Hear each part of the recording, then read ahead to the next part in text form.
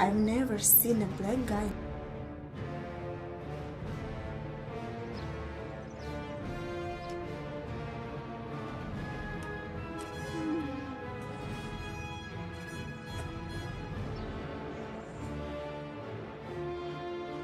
Oh.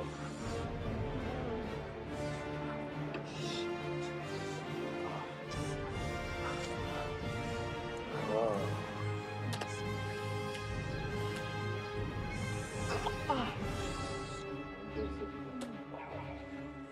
That's beautiful. Oh, beautiful, huh? Oh. Oh.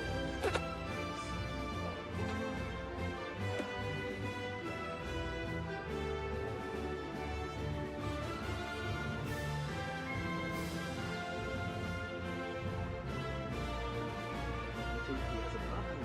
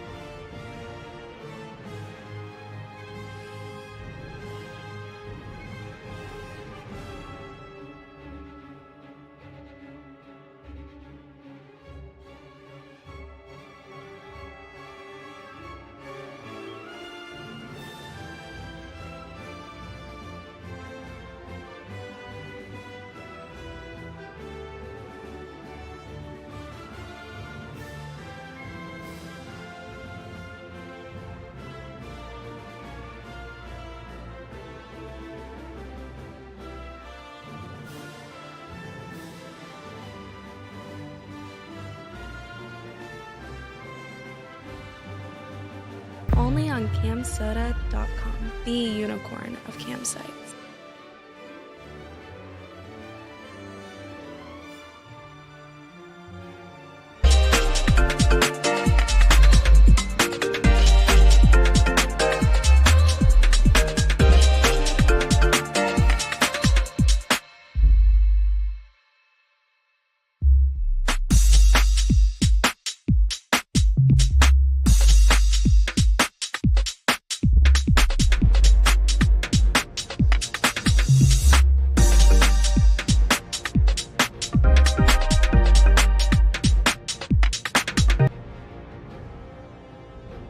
And yeah, when you wiggle it like that, it drives me crazy.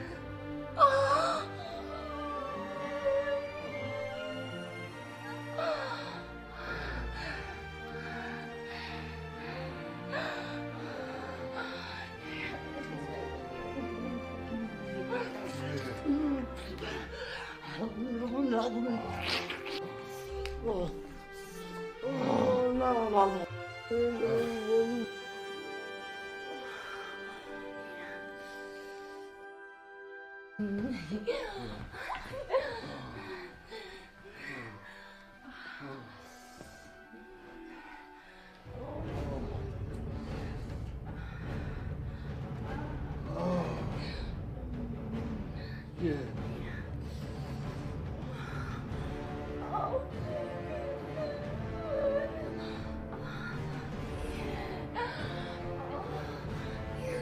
Get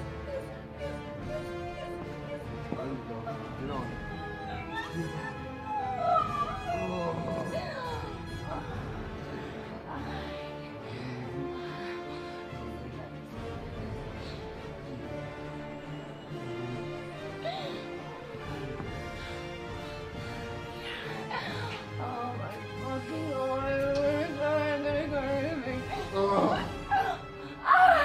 Yeah. Yeah.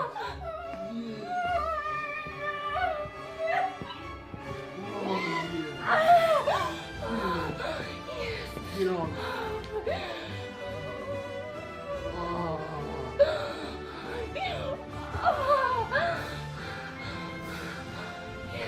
Oh my god, it's so deep. It's so deep. It's so freaking deep. Oh, please. Yeah.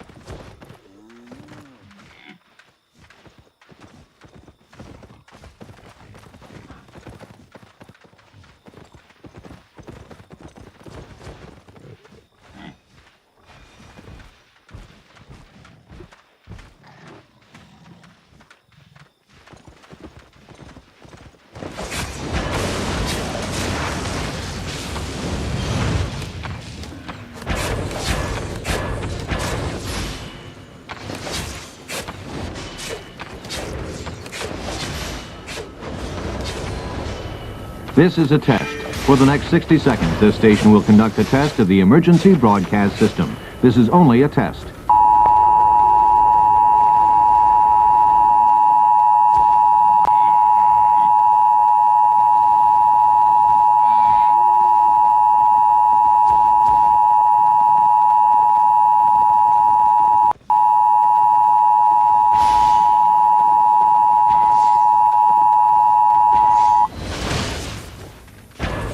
This is a test of the emergency broadcast system. The broadcasters of your area, in voluntary cooperation with the FCC and other authorities, have developed this system to keep you informed in the event of an emergency.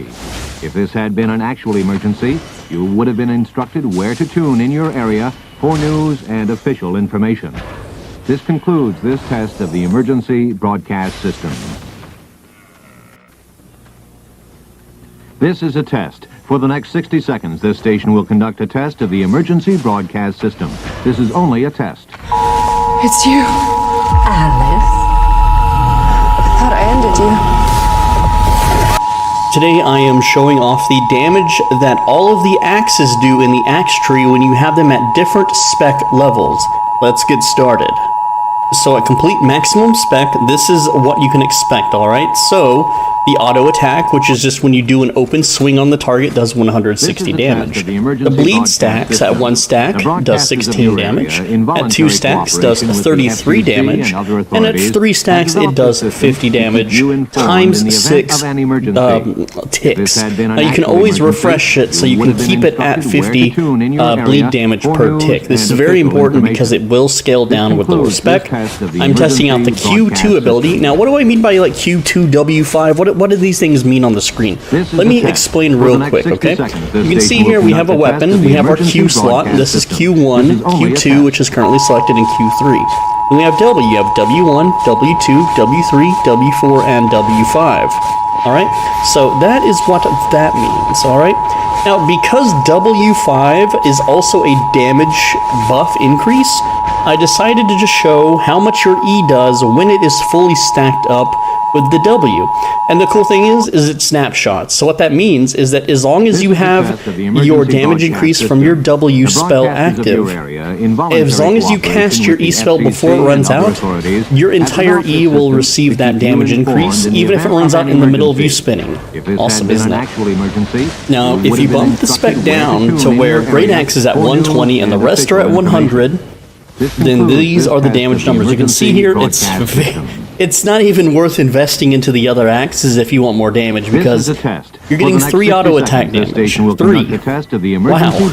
It's like, it's so minor, it's so pointless. Even your buffed ease spell, you're only getting 34 more total damage. Not damage per spin, total damage. So going from 720 to 840, not worth it at all. Don't bother, do not bother, not one bit. Then when you bump it down to 100 spec in Great Axe and the rest is 50, that's kind of like a budget thing. This is the damage that you can expect here. You can go ahead and pause the video. I didn't do the math to see how much weaker it is, so if you want, rewind the video, check it out, and then do the math if you're really concerned about it. Here's the results for 100 spec, and everything else is at 1. So you can see that just using the budget mode to bump everything up to 50, I don't think it's worth it either. I mean, your auto attack doesn't get much, your bleeds don't really get any much higher. Your Q2, W5, pitiful amounts of an increase. You're gaining almost no benefit. Now, with a buffed Whirlwind, you almost breach 100 more additional damage. However, is it worth all that spec? If you're not going to use the other axes, I don't think it's worth it at all to bump it up beyond 100. And finally, comparing from 100 spec to 1 spec is the Great Axe at 1 spec. You can see it's a huge damage difference. On the E alone, you're looking at 200 to 300 more damage depending on if you are buffed. Your W5 dealing, well, far more damage from 1 to 100 spec as well. So very, very huge difference. Definitely recommend getting 100 spec in Great Axe if you want to use it. However, specking up other axes to power up this weapon, not recommended.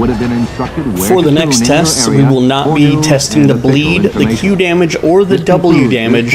We will be testing the W damage buff, but let me explain why, okay? For one, the Great Axe is a test. standard For the next weapon. 60 To seconds, craft the it, you station will only need conduct a wood test of and the metal. emergency broadcast The rest of the system. weapons, This is they have a only little a bit test. more item power. So look at this. Hand of Core, which is the Great Axe, 1487 item power. If we look at the Halberd, same thing. If we look at the Hand Axe, or Battle Axe rather, same thing. But once you start looking at other weapons like Carrion Collar, 1512. Then you have the Infernal Sith, 1537. You have the Bear Paws, 1562, and then the Realmbreaker, 1587. Why is that? Let me explain real quick how that works and why, okay? So every weapon tree has 3 standard weapons, okay? They're usually on the rightmost side, usually, not always, sometimes they're on the left side. These have no scaling because they just require base items to craft. Then you have the rune item, which is the Carrion Collar. So to craft the Carrion Collar, you need what's called a Morgana Halberd head, which is made from runes, okay? Then from there, you have the Soul's Weapon, which is the Infernal Sith, or Scythe, however you want to pronounce it. Let me know in the comments how you pronounce it. And then you have the Bear Paws, which is made by Relics. And then from there, you have the Avalonian weapon made by Avalonian Drops, which is the Realmbreaker. And that's how the power scales. And because of that, that just means that everything else beyond the first 3 standard weapons will deal slightly more damage. And I'm not going to bother to calculate such a small increase. It's just not worth the time. Who are you loyal to? This is a test of the emergency broadcast system. The broadcasters of your area, in voluntary cooperation with the FCC and other authorities, have developed a system to keep you informed in the event of an emergency. If this had been an actual emergency, you would have been instructed where to tune in your area for news and official information. This concludes this test of the emergency broadcast system. Chaos. This is a test. For the next 60 seconds, this station will conduct a test of the emergency broadcast system. This is only a test.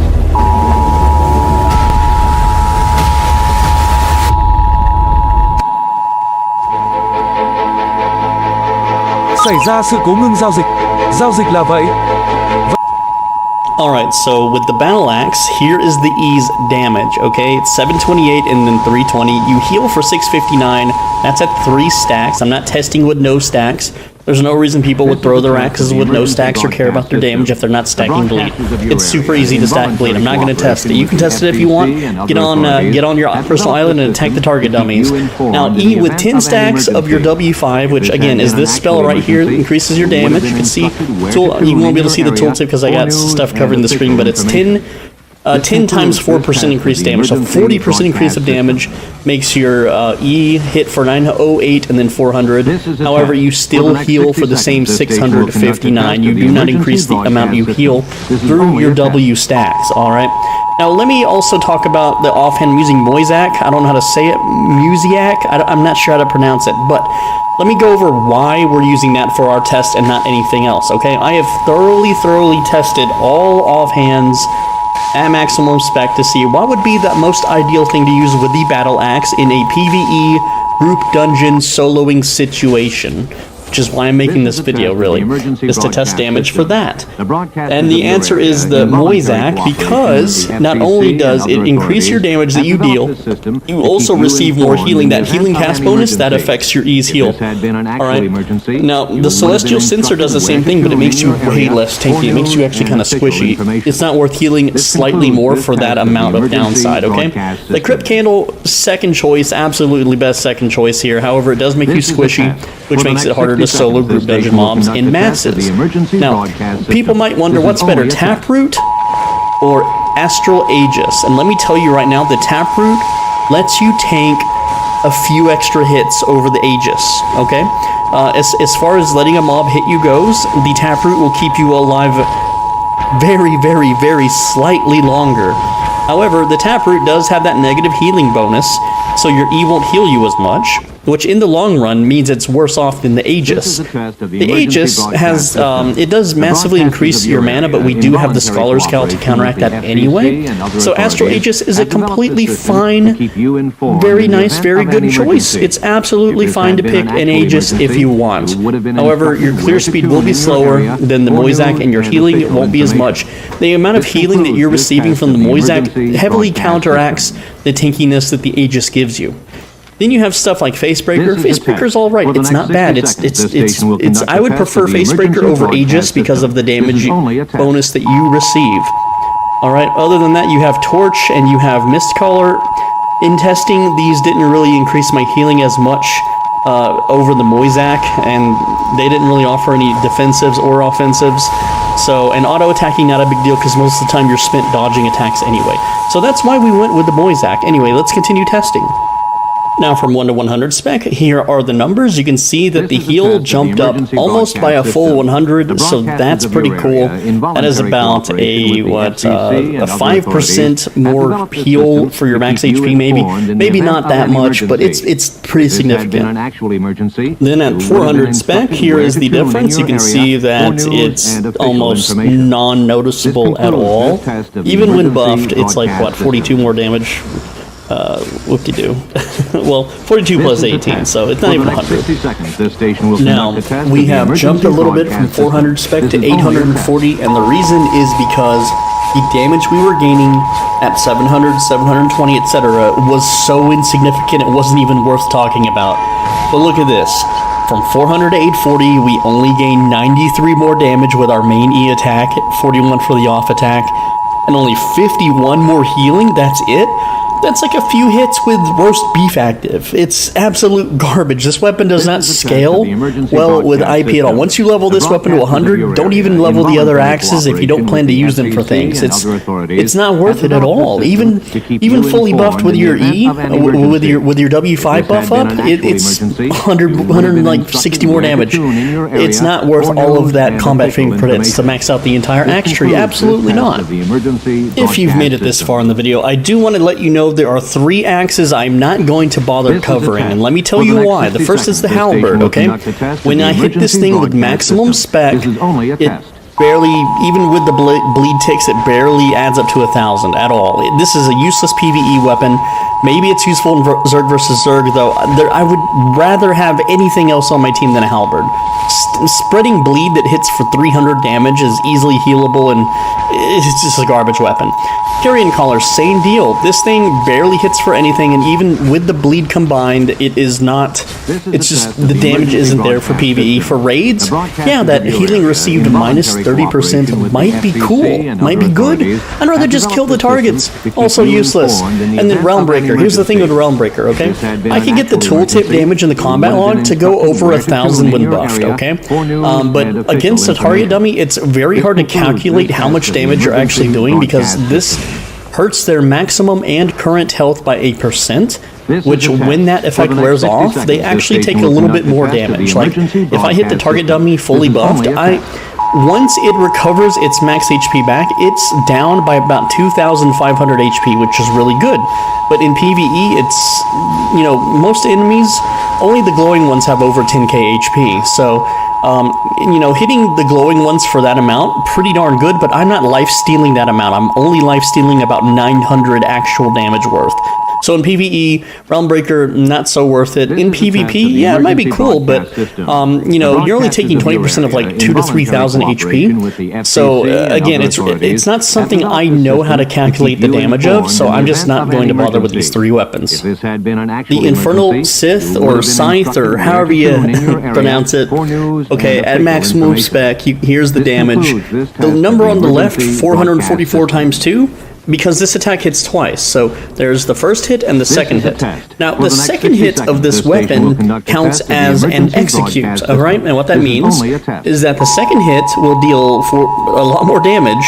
As you can see here by the tooltip, you can see that it does almost 1,000 more damage, sort of. Except in reality, it doesn't. Testing against these dummies, the second hit only hit for 987 damage. And when buffed with our W5 spell, which is, again, the spinning axes up to 10, it only hits for 1,285. So the first hit will always hit for the normal amount, and then the second hit is the execute. Now, here is the reason why I'm not going to test this weapon at lower specs than max. The reason is that the Great Axe, when compared, deals 165 more damage at maximum spec than the Infernal Scythe. So, what that tells me is there is no reason to ever use this weapon at all, because the Great Axe This is does a test. the same For thing, the a big next 60 circle seconds, AoE, this station will and conduct it does a it test better, of the more mana emergency efficiently, broadcast and it system. allows you to be This is only a uninterruptible, test. and you can't be knocked around or stunned while you're whirlwinding with the Great Axe. So in a group dungeon soloing situation, I have no reason to ever touch this weapon, not one single bit. Therefore, there's no reason to test lower leveled specs for it. Alright, so the Bear Paws had the same problem as the Scythe. Absolute low garbage damage. Like, you're doing 828 with your E-spell. The Great Axe is doing over 2,000. And even when buffed, it barely scratches 1,000. Yes, I know the Bear Paws has a cooldown reset function when you hit a player, knocks it down to about 18 seconds, where the other E's abilities are about 20, and you can knock that down further. I know, I understand. However, I'm looking for PvE damage, okay? I don't PvP with axes. If I do, I have a Great Axe that I run into a blob and whirlwind them down, and they can't even stop me or move me or interrupt me or anything, okay? So, for one last test, okay, we're going to find some group dungeon mobs, and we are going to smash them up with our abilities and see just how much damage Realm Breaker is going to do to them compared to the Great Axe.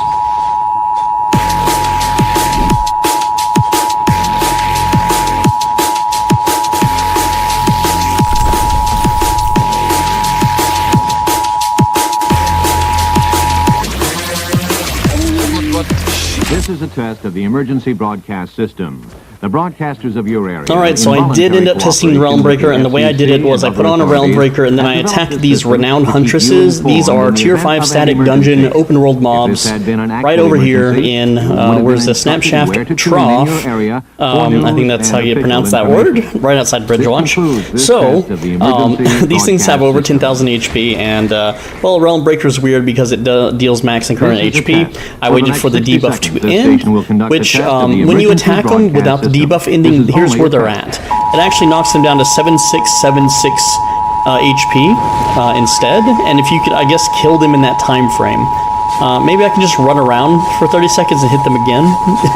And, but you get the idea, right? Like, if you get these mobs low, I can actually fight them normally. Let's just do one normal fight with the Realm Breaker and kill both of them. Just to see, just to show how the fight would go, assuming that, you know, you had your cooldowns and stuff up, okay? So I'm going to eat a roast pork, and that's absolutely mandatory for these kinds of mobs. Remember, this is max spec. Most people are going to have max spec, and we're just gonna full-on fight them, right? We got the full buff there, boom, hit him with the E, put on our shield, continue to stack the bleeds up, continue to do auto attacks, and we'll take them out. Pretty simple stuff, and we'll see which weapon's easier. There's another stack of 2 renowned huntresses nearby, and yeah, you can see our HP. It's not so bad. We're going to use giant growth here, and that's going to let us take some extra damage. I'm going to go ahead and use our axe spin here, combine it with our armor, hit him again with the E. I actually missed the one on the right. Did you see that? I think I missed the one on the right with my E, which kind of sucks, but hey, look, we can take him down. We can go ahead and get our mana back a little bit here with our shield. There we go. We took him down. Not the hardest fight ever, okay? That was with Realm Breaker. Now with Great Axe, which, if you've watched this entire video, you will have seen that so far Great Axe is the highest damage dealing weapon that we've been able to equip for this exact task, which is the whole point of me making and trying out and testing this video, is to see which is just straight up better at killing static dungeon, group dungeon mobs, okay? And there's our second little set of ladies here. We're just going to go ahead and open up on them. And there we go. You can see much easier. I can attack while moving and dodge attacks. I'm not locked into an animation. Very cool stuff. I'm going to go ahead and shield that. And yes, I do have way more practice. I actually missed my W a bit there, but that's okay. We've got our armor, keeping ourselves at full HP. Still taking lots of hits. Go ahead and grow big there. And there we go. We're about to do our second E, and we're hitting both targets. Now, she did dodge a bit, so we didn't fully hit her with that E. And if you're, the thing with E on your whirlwind, your Great Axe, is each consecutive hit increases the damage they take by 30. So if they dodge or step out of that zone, it resets, meaning you deal overall less damage. So in both of those instances, we missed one of the characters, but you can see I ended that fight pretty much full HP. The other fight I nearly died. Now, there is one last thing we could technically do. We could do hand axe, and through testing, the Moisac was the ideal item to use. And I don't know if I can find another pair of huntresses like that, but you know, we can always fight something else. We can fight one huntress, I guess. We'll fight one huntress. We'll go and pull her with the E. You know, just pull her. She's throwing axes. I'm throwing axes. We're all throwing axes here. We're all a big happy family. She needs to scoot up more though. That way we can start attacking. And you can see it's basically the same thing. I did miss my Q there, so she's going to reset those bleeds. I want full bleed stacks before I can even use my E. The Great Axe does not have that problem. The Great Axe, you don't have to stack your bleeds up to be more effective with it, okay? But you can see there, it's a nice little heal. It wasn't super big, but it was decent. Alright, and just fighting one of these, it's not too troubling. I can still use my Hellion Jacket, kill her faster, get that HP back up. I am having a little bit of mana issues because of the Moisac, but you don't have to use the Moisac. You could always use something else. We can use an Aegis. Aegis is also going to give us a mana issue. We use Facebreaker. Absolutely no downsides to Facebreaker whatsoever.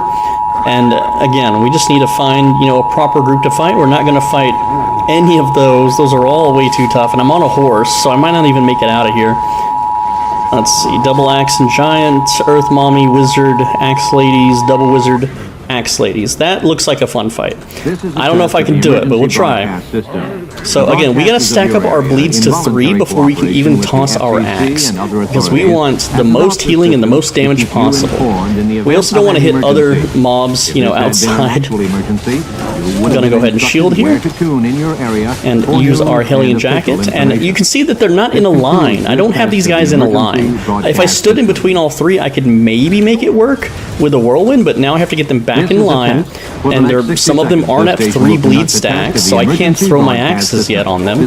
There we go. Now we have 3 stacks on each one. Throw the axes, and you know, it's pretty easy. Our health is actually very high for, you know, 3 glowing targets. It's not the worst option to use. It's definitely doable.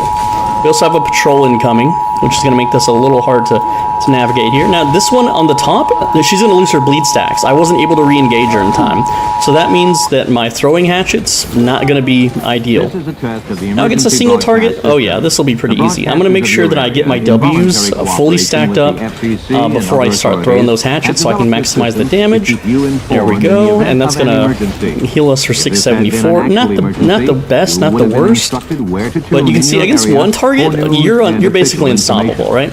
Because I just put on the shield and I can tank a hit so I can get more mana back. Make sure those bleeds never drop off the target. It's very easy for, you know, one-handed axe to solo these mobs, but it's not as brain dead or as easy as Great Axe. I think Great Axe is the king for soloing group content over all other weapons, and that's why I've been running these damage tests for both PvP and PvE usage.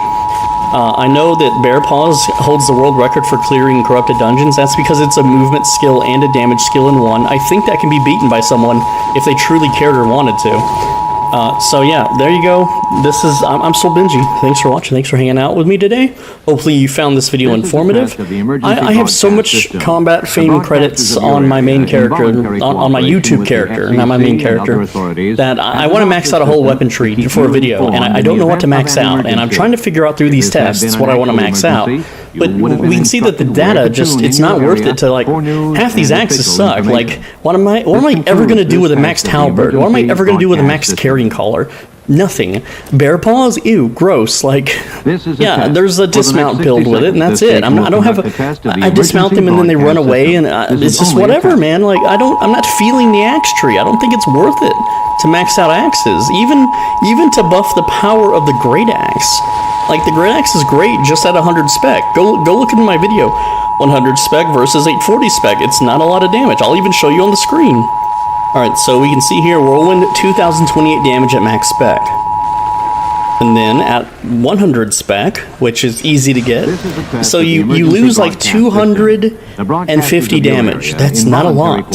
Now, against a 10,000 HP target, a difference of 250 is 40. What that means is that at 100 spec versus maximum spec, every time you whirlwind, you need to whirlwind 40 times to pay for itself. That ain't worth it to me. That ain't freaking worth it. Anyway, guys, let me know what you thought. Let me know what you want me to test out next, or what kind of videos you want to see. Alright, thanks for hanging out with me. Make sure you're subscribed, because I have videos every single day as long as my health keeps up, okay? If I don't post videos for a few days, it's because my health went really bad. But regardless, if this helped you out, if you found this useful, also, for those that don't know, the target dummies, they're on your personal island. Go to your personal island and then go right over here to the left side. They are completely free. You don't buy them from the market. They're not a decoration that you place down. They're just right here on the left side of any personal island. So if you don't have an island, maybe someone will give you access to an island and you could mess around on their target dummies, okay? Guys, if you want to leave a monetary donation, click the thanks button. If you want to become a channel member, click the join button. That one's $5 a month. It's like being a Twitch subscriber, except it's on YouTube. You get access to private personal videos. Check out the members only videos in the pinned comment section. If one of those interests you, become a channel member today. One of those videos is how to become a YouTuber, which is exactly the settings, programs, everything that I do to be a YouTuber, including, blow edits and one takes whenever I have hiccups, like I just did. I know, it's not professional, it's whatever. But still, if you want to learn SEO, how to do tag, title, thumbnails, so that your videos actually get views, I see all these Albion online channels all the time. I see people with hundreds of videos on their channel and they get like 20 views. And I bet they're wondering, well, how do I get views? And I'll tell you, it's in search engine optimization, SEO. I teach it in a 40-minute long video, along with everything else on how I become a YouTuber. I think it's worth just paying the $5 and watching the video, okay? Thank you guys so much for watching, and as always, make sure that you are subscribed so that you don't miss tomorrow's video. Take care. We need a symbol that can unite us. Wait for it. Save some for us, Cap. This is a test. For the next 60 seconds, this station will conduct a test of the emergency broadcast system. This is only a test. Captain America, caught in a trap. You want me? Come and get me! Captain America, Brave New World. Get tickets now. 세계인의 쇼핑 대축제 프라임데이. 아마존 셀러에게는 1년에 한 번 찾아오는 기회의 날입니다. 위시 컴퍼니도 막바지 준비에 여념이 없습니다. 에일리는 마케팅 예산을 토대로 아마존 글로벌 셀링 코리아 매니저님과 미팅을 진행하기로 했습니다. Today I'm going to teach you the best and most efficient and fastest way to fame farm using open world mobs in the entire game. Now, I know a lot of other channels and a lot of other YouTubers have covered the build and how to do this and why to do this, but I'm going to take it a few steps further and give you everything that you need to do before you even set out to fame farm, alright? So let's get started from the very beginning, okay? When you are in town, you need to faction flag, because everything that you kill is going to earn you faction points, and that's in the end going to earn you more fame because of the 15% bonus. You're going to receive more silver, and you're going to receive faction points, which are these things right down here, which you can turn in for even more fame or silver, whatever it is you want. Next up is, at some point, you need to be able to cartography one specific area. So I have chosen Parched Throat Plain, and let me tell you why, okay? This is relatively far away from Bridgewatch. It's at least 1, 2, 3 tiles, or 1, 2, 3 tiles away. So it's kind of a pain in the butt to get to for some players. It's also not too close or far away from Limhurst, okay? Whereas if I went up here to Spindlewood, that's, 2, 3 tiles away from Limhurst. Long Shadow Plain, again, that's another one that's 3 tiles away from Bridgewatch. It also neighbors a red zone, so you might have more like just PvPers in that area. But generally, just something 3 or more tiles away in a tier 5 yellow zone. You can do black zones if you want. However, this guide is mostly going to pertain to yellow zones. Alright, with that said, let's go over the gear. Okay, you want any cloth helmet is fine. Alright, any cloth robe is fine. If you want to be super min-max, use a mage robe or a cultist robe. You're only doing it for the physical bonus damage here, okay? Any cloth boot, again, you're just using all cloth for the passive damage bonuses they give. That's it. You're not really using these abilities, and I'm going to show you why. For For the cape, you can use a Thetford cape, which augments your auto attack. This just helps you clear far faster than any other cape. Beef stew, you don't have to use the beef stew at all, but if you want more damage, you can totally have it if you're low spec, or you want to squeeze out as much damage as possible, but you don't really need it. You also don't really need potions, but they're nice to have if someone wants to fight you. Alright? And then for the weapon, you're going to be using the Spiked Gauntlets, and here's why, okay? The Spiked Gauntlets E ability is a very large frontal cone attack that deals incredibly high amounts of damage to mobs. It does more than a crossbow snipe. It does more than a Cursed Staff Explosion. This is bar none the highest damage PvE single attack. It's a quick, it's an area of effect. It is the hardest hitting spell in the entire game, so there's no reason not to use this, okay? You're also going to be using the second Q ability. This gives you 2 attacks, which are also they doubles movement abilities. And then the first W, the triple kick, because this is basically just a really hard nuke, okay? The passive doesn't really matter. I use the one for damage. You can use whatever you want. You won't really need it. You're going to just dismount immediately and attack. Now, for your mount, the Pest Lizard is what I would recommend for 2 reasons. The Pest Lizard has high health, high armor, actually more health and armor than the Basilisk I'm using, okay? But it also has an E ability, which doubles as a cooldown number for your spell. So let me explain, right? I'm going to cast E on these guys, they're dead immediately. I have a cooldown on my E spell. Guess what? Ooh, loot. When I mount up, I can see that cooldown through the mount's ability. Now, the Pest Lizard has an E ability, so does the Basilisk, okay? The Pest Lizard allows you to continue moving at a high speed while being attacked by mobs. This allows you to group up mobs into a nice little ball to punch them down really, really quickly. So that's it for the build. You do not need max spec, you do not even need high spec or 8.3 gear. It helps to have 8.3 gear and high spec, you don't need it. I think 5.2 is all you need to one-shot mobs with on the Spiked Gauntlets, okay?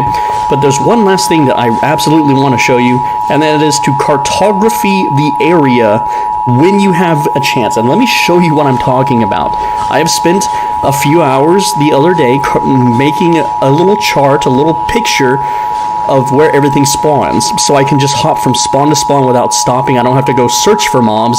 I only need to search for where they spawn. So let me show you what that looks like, okay? What you're going to do is open your map and then hit Alt plus print screen. I don't know what it is on phones, but take a screenshot of this map and then put it into MS Paint.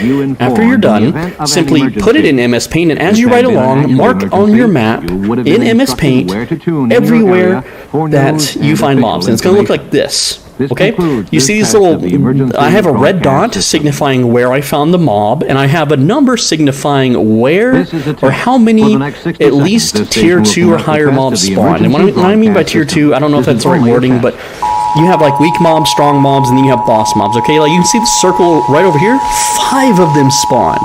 So I definitely want to hit up that area, whereas up here, I couldn't find a single monster at all. Like this little area right here, nothing spawned. I have no reason to ever drive by that area on my mount and search for it, okay? You see what I'm saying? So go ahead and make you something like this. You can copy mine. Now, day to day, the spawns change a little bit, but they don't change that much. This map is still heavily super reliable. So with that allows me to very efficiently farm, okay? And these are tips that no other channel has provided. So with that said, we're going to go ahead and do 30 minutes of fame farming in the open world. And also, I just want to note that the activities, there's no open world mob farming available today. Otherwise, it's going to be overpopulated. Also, final tip. It is 8 a.m. UTC. Servers close in about an hour. I'm play late at night, early mornings. I'm playing on a work school day. I think school's out for the summer in some countries. I don't really know. But make sure that you're playing on the off hours so you're not competing with 10 million people, okay? Simple as. I'm going to eat the stew. We're starting at 55.5 million combat fame credits. Everything I'm wearing is max spec, so it's all going to combat fame credits. So let's get started with the farm. Alright, dismount, punch the lady, mount back up, move on to the next spawn. I'm going to go ahead and look at my map now and see where to go next. I should curve up. Oh, there's an enchanted mob. I'm going to go ahead and engage him. And I'm just using auto attacks and using my abilities. And there we go, 14,000 combat fame, 1.5 thousand silver. I'm going to use my mount to bunch these mobs all up together in a nice little ball. Watch this. Okay, they're all bunched up, boom, dead. And then I keep moving. I can stop for that silver if I want.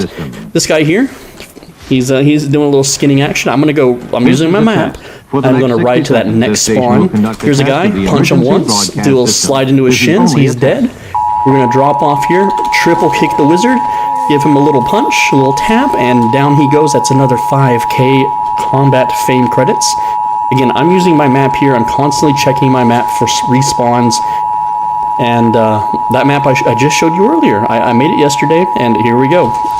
Very, very reliable map. It's taking me directly from mob to mob. No time is being wasted. This is a test of the emergency now, sometimes things will attack you and prevent you from mounting up. Just keep trying to mount up. You'll eventually beat them. Unless there's like 3 or 4 of them, then you probably won't.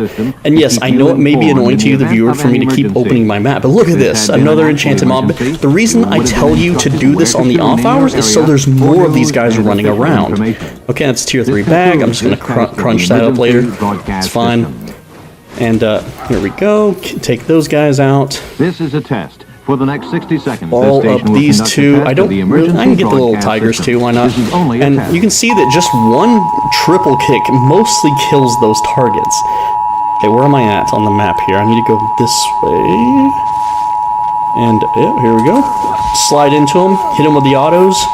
My cape is just about to come off cooldown, and you're competing with other players too for spawns. Alright, so you want to make sure that you're doing this hyper efficiently. There we go.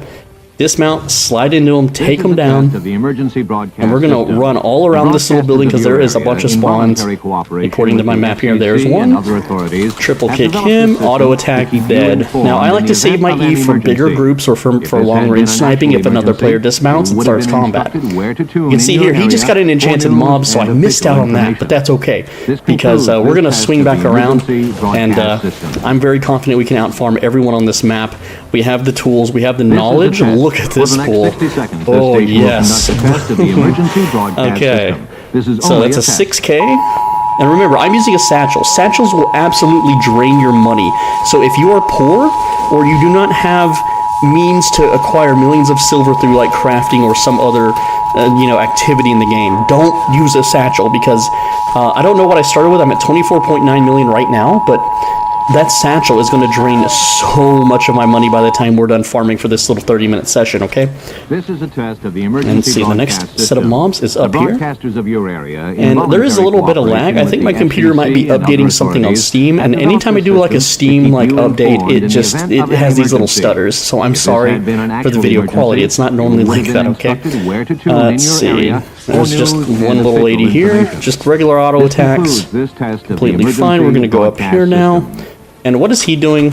You can inspect, he's skinning, so he's not really out here farming much. There is a 2 spawn up in this corner. I'm going to go ahead and check that out. It looks like he is too. But remember, we have the weaponry to steal kills. Absolutely. Look how fast we killed her. 6k in a matter of seconds. We're going to ride around this little ridge here because there are more dudes. Take him out. I dismounted for some reason. Let's see. Okay, there's another spawn there, but they're down right now. Respawns are about 6 to 15 minutes, by the way. 6 minutes, 45 seconds is the average. Sometimes they can take longer than that. I don't know why. But there you go. Now, I'm going to move my microphone just a little bit closer. And we're going to continue farming here.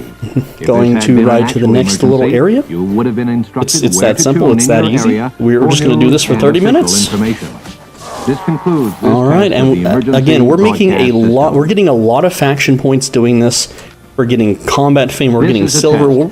I'm not getting silver because, well, I'm using a satchel, so I'm draining my silver for more fame. And let me tell you that when you use one of these 8.3 satchels, yeah, I'm losing silver, but I have so much silver. I have 7 billion silver. I don't need more silver. It's not that big of a deal to pay silver to save time. Now, I can tell you right now, the silver that I'm losing through the satchel is not nearly as much silver as you will lose by going to the black zone. So, I've done that math, I've done that testing, and it is it's pretty wild. So remember this this area of the map? When I checked it out in my little cartography session, there was no spawns there. That doesn't mean that things don't actually spawn there. It just means that when I did my 2 hours of testing that Every time I rode by it, there was nothing there. So what that means to me, and there's another dead zone down here. What that means to me is that it's either a very highly popular farmed area that I should avoid, or it really has no spawns, and whoever did the world painting just didn't bother. So there we go. Remember, you can ball them up using our mount. Our mount does not slow down when attacked, because it is a lizard. It does not require a gallop. It is just always moving at one speed. And I will say the basilisk I'm riding, yes, this basilisk is Gucci. It's worth like 15 million. It used to be worth 20 million. So it's went down in value. However, it is 10% or 15%. It's a little bit faster. Look at how much we can grab here. Oh yes, this is why we use the spiked gauntlet. Look at that. 5k, 5k, 5k, 1.5k, 5k, in the event of an emergency. 300 from the little baby animal we killed. Now you'll notice that my faction buff has gone. It's gone, right? I don't have the faction buff anymore, and the reason why is because Limhurst has taken too many territories nearby. Like Limhurst owns all of this. If Bridgewatch takes back one of these, which it looks like they're starting to in Snapchat, I'll get my buff back and get my 15% more fame. That's why the fame went down, okay? It's nothing to worry about. It happens all the time. Now, we started at, what, 55.5? We're at 55.8. We've made 300,000 combat fame in, what, 7 minutes? 300,000 in 7 minutes, okay? To compare, a black zone maps, 3 black zone tier 8 maps, took me about 50 minutes to clear with no gankers, and that was like 900,000. Basically a million rounded up, essentially, in 50 minutes. So we made 300k in 7. So yeah, times that by what? Another 10 or 9. That's like, it's pretty much double and then some. It's insane how much more we're getting right now. And it's risk-free, it's easy, it's simple, it's you just ride around and kill the mobs. There's nothing really to it. Test of the emergency broadcast system. This is only a test. This little area looks like a face. This little area on the map. This looks like a little face. Item. Sometimes, items could be good. Sometimes they can be really, really good, so I always check them out.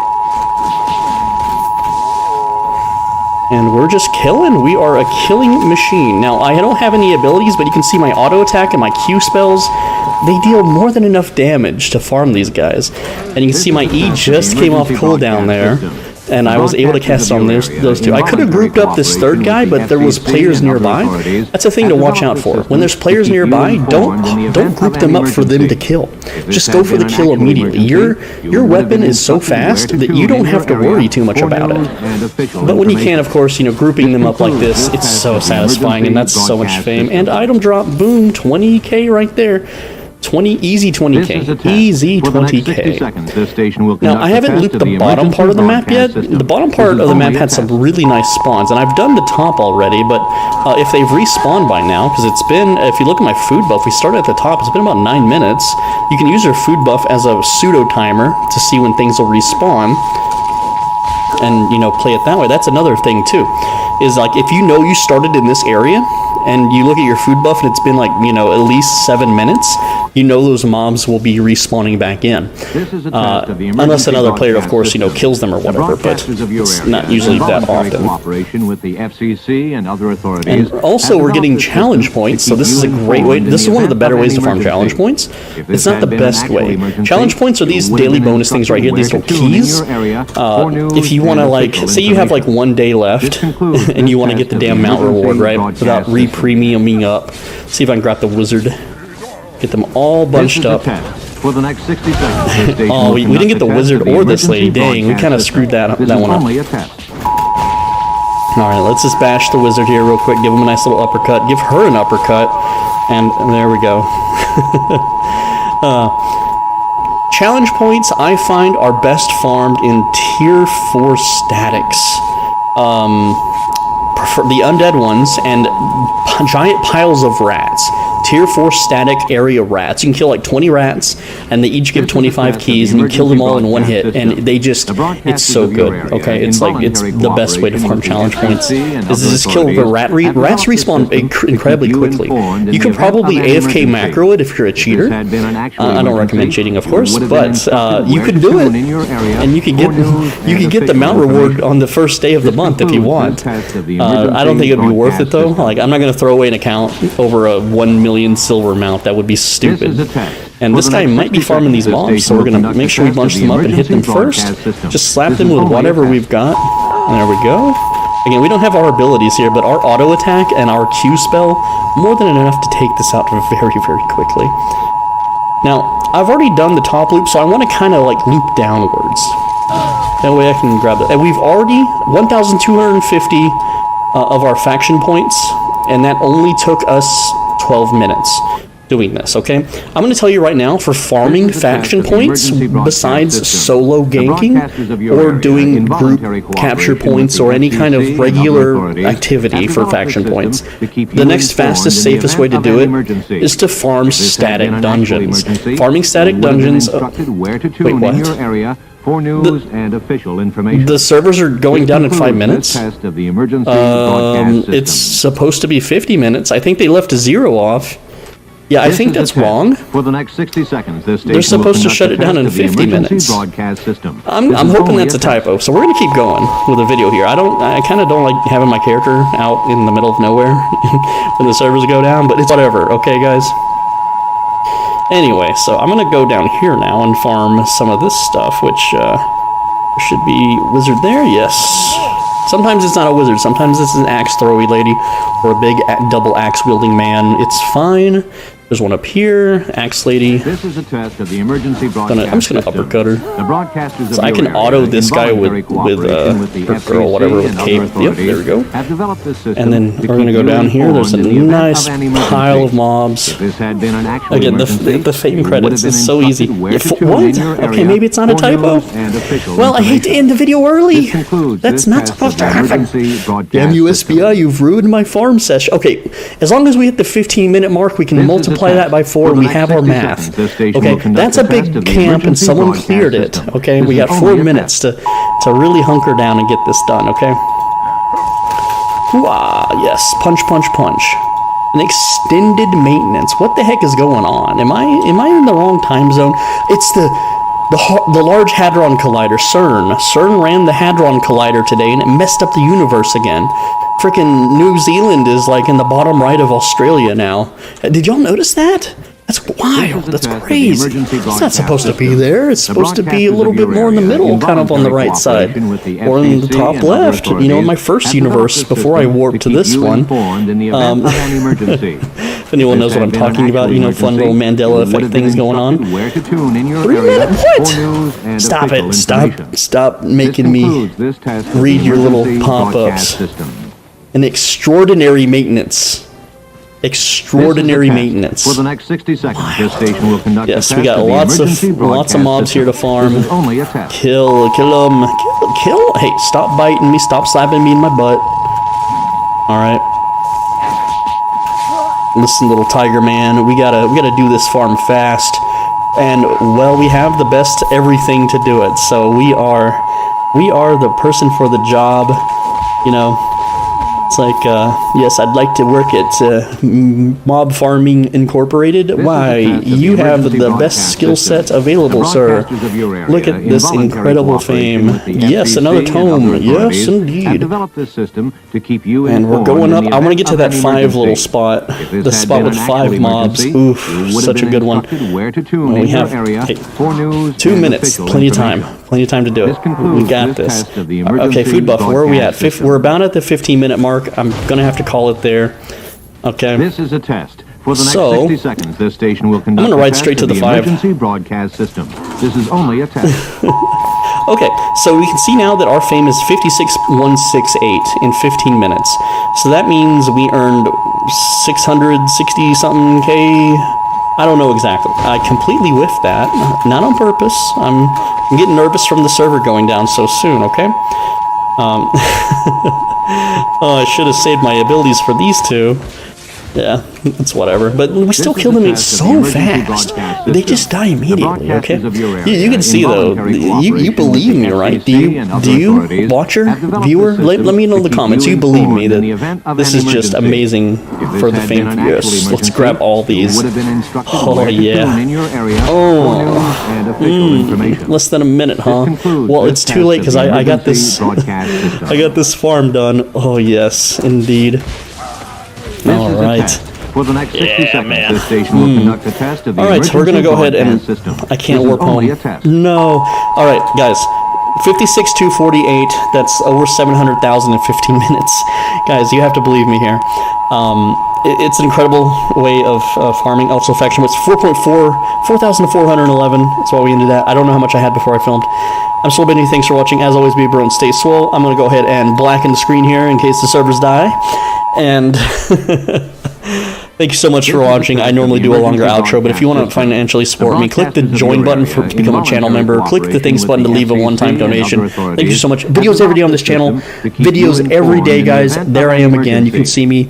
Let me know what you thought, and I'll see you in tomorrow's video. Make sure you leave a comment, and make sure you subscribe so you don't miss tomorrow's video. Take care. This concludes this test of the emergency broadcast system. Bảo có thực sự về không? This is a test. For the next 60 seconds, this station will conduct a test of the emergency broadcast system. This is only a test. Ôi, ây da! Đau quá.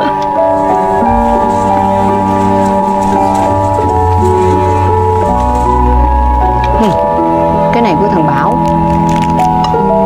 Thằng Bảo đâu? Sao nó chưa về?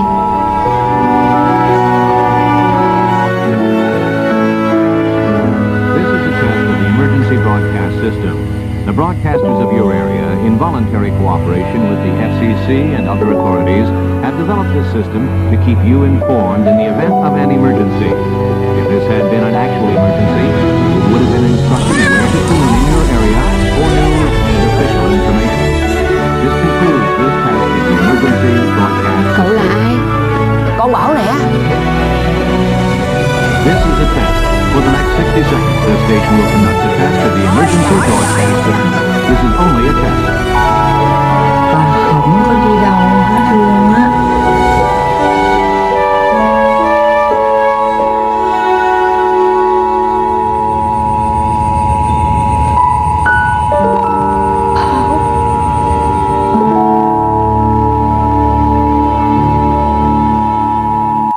Hey guys, Levi here today with a new video in which I will show you 4 of the best solo builds for Albion Online in 2022.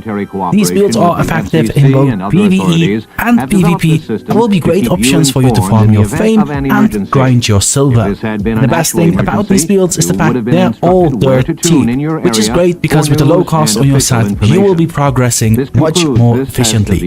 Each one of these builds can be used to do a wide variety of solo content in Albion Online, such as getting the highest tiers and levels of roaming mobs, contesting treasure chests that spawn across the continents, Roads of Avalon if you wish to delve into those, and you can even use these builds to farm solo dungeons. As always, I will provide you with as much information as possible for each one of these builds, such as what abilities and passives to take, what consumables are ideal, pros and cons, and of course, some tips on how to play the different builds so you can succeed in your adventures.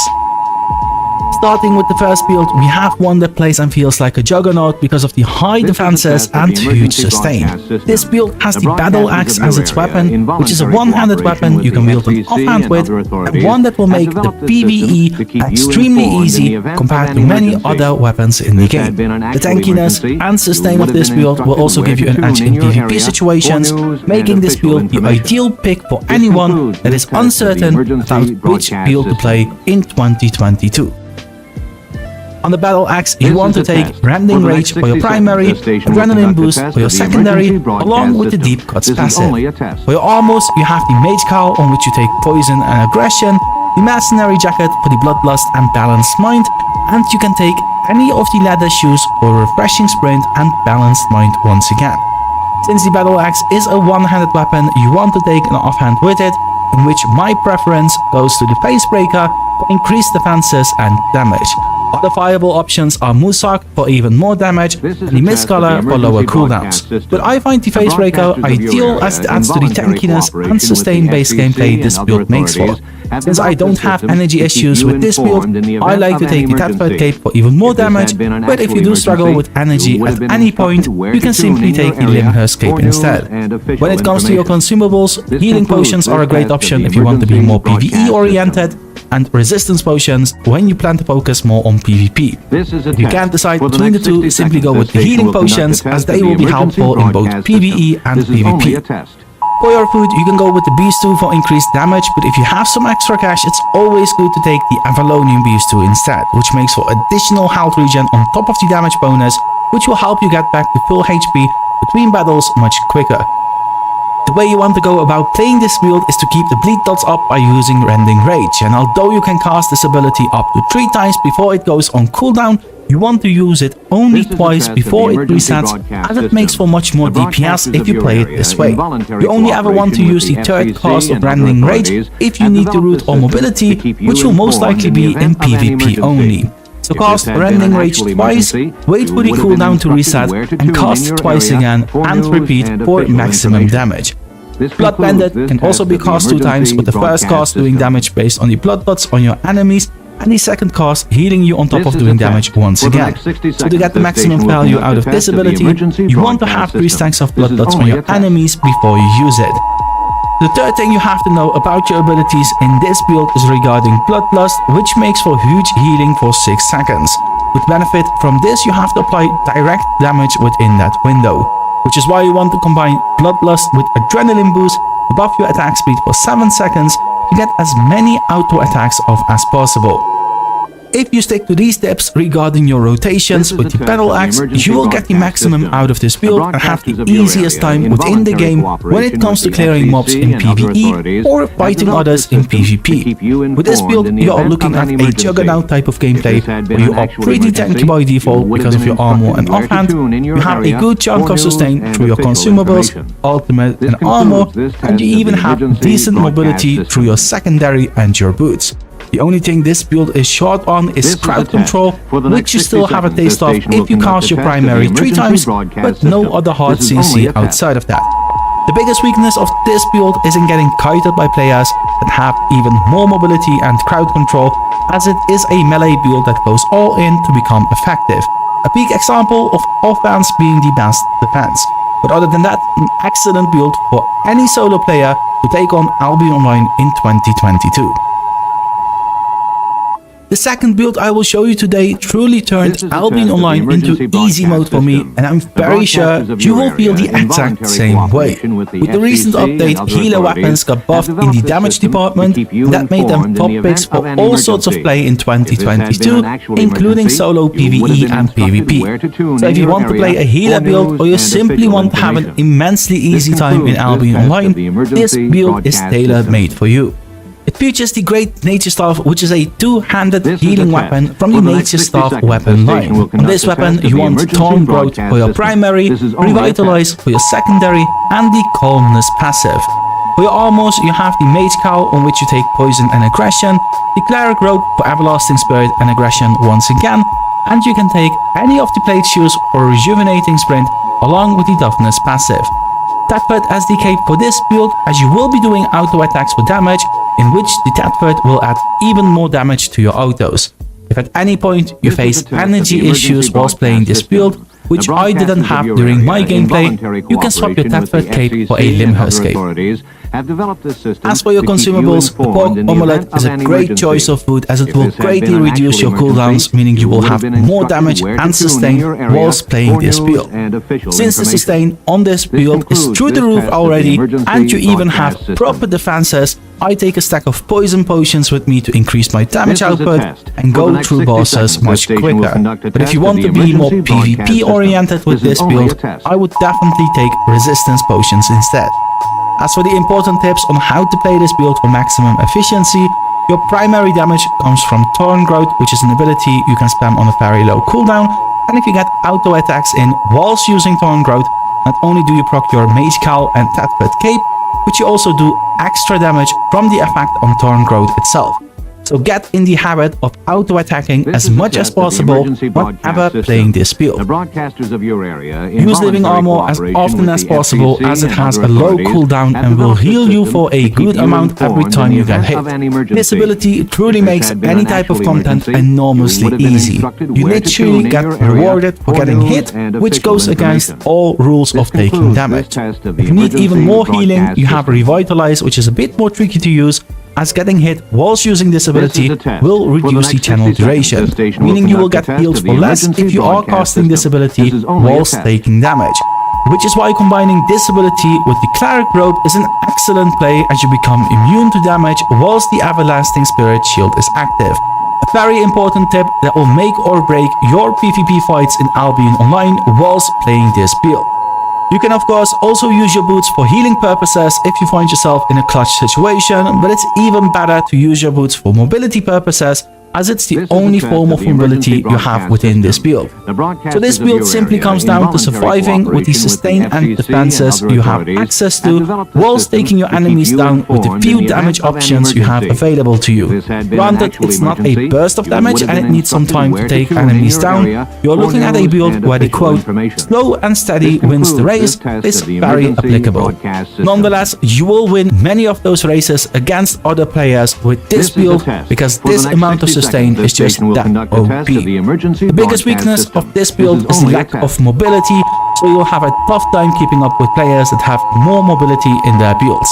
Doesn't mean they'll kill you per se, but you may not be able to kill them at times since you won't be able to catch up with them.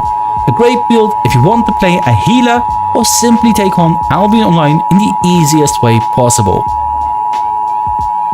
The third build of today features a weapon from the newest weapon line in Albion Online, the Warglows. Among them there are multiple you can play as a solo player and have a good time on, but the one that makes for the best time possible when your goal is to progress in various types of content are the Spike Gauntlets. This weapon deals a massive amount of AoE damage against mobs and even against players under the right circumstances. You blast through your PvE adventures with this weapon, and with the build I'll share with you today, you'll also hand out your fair share of punches against other players in PvP encounters. On the Spike Gauntlets, you want to take Dragon Leap for your primary, Triple Kick for your secondary, along with the Fatal Fury passive. For your armors, you have the Assassin Hood, on which you take Meditation and Balanced Mind, the Cleric Robe for Everlasting Spirit and Aggression, and you can take any of the Plate Boots for Rejuvenating Sprint together with Toughness. Now this build is extremely energy hungry, especially because of the Assassin Hood that resets all of your abilities, and since we don't have any type of energy sustain covered in our weapon and armors, you want to go with the Limb Escape to grant yourself a source of energy. As for your consumables, I highly recommend you take the Avalonian Beast Stew for your food, since the damage increase is very welcome, but more importantly, you need the quick HP regen between battles, and you have very little sustain within your build, and you are wearing cloth armor. So it's very likely you'll get low even if you do your best in avoiding and dodging damage, as the slightest hit will be noticeable as you have low defenses, to which the health regen from the Avalonian Beast Stew is a great solution to. For your second consumable, I recommend you go with the Resistance Potion as your default, but when you are doing instance content such as solo dungeons, it is wise to take healing potions with you as well. This build is very straightforward when it comes to playing it, unlike the previous two builds, so if you want to keep things simple for yourself, this might just be the build for you. Dragon Leap makes for a tiny jump that you can recast for an uppercut, which is great when you need to interrupt something. Triple Kick makes for great mobility, and your ultimate Gravitational Collapse deals massive AoE damage against mobs. And not only mobs, but also players, in which the damage depends on what type of armor they wear. Aside from the damage, you also slow your targets, which is just super annoying for any enemy player that gets hit by it. Try to combine your ultimate with your passive in PvE and try to use it whenever you have a high amount of stacks to do even more damage. All the other abilities you have are pretty straightforward, in which you can use the Assassin Hood to reduce your cooldowns, your Cleric Robe for a shield that will grant you immunity, and your boots for a tiny bit of healing, but mostly mobility. This is a build with great mobility, a good chunk of crowd control, and very big damage. With the reset through meditation, everything you have access to literally doubles. so you can imagine and see for yourself how good this build is in both PvE and PvP. Nonetheless, just like any other build, this build also has its weaknesses, in which the most obvious one is the defenses. You are wearing cloth armor to increase your damage even further, but at the same time, you are leaving yourself very vulnerable with the low defenses the cloth armor makes for. And unlike the Great Nature Staff, you don't have a bunch of heals to sustain yourself. So you have to be very careful when playing this build. Misusing your cleric robe or even getting your meditation cancelled can have a huge impact on the outcome of a PvP battle. So you have to time and use your abilities correctly.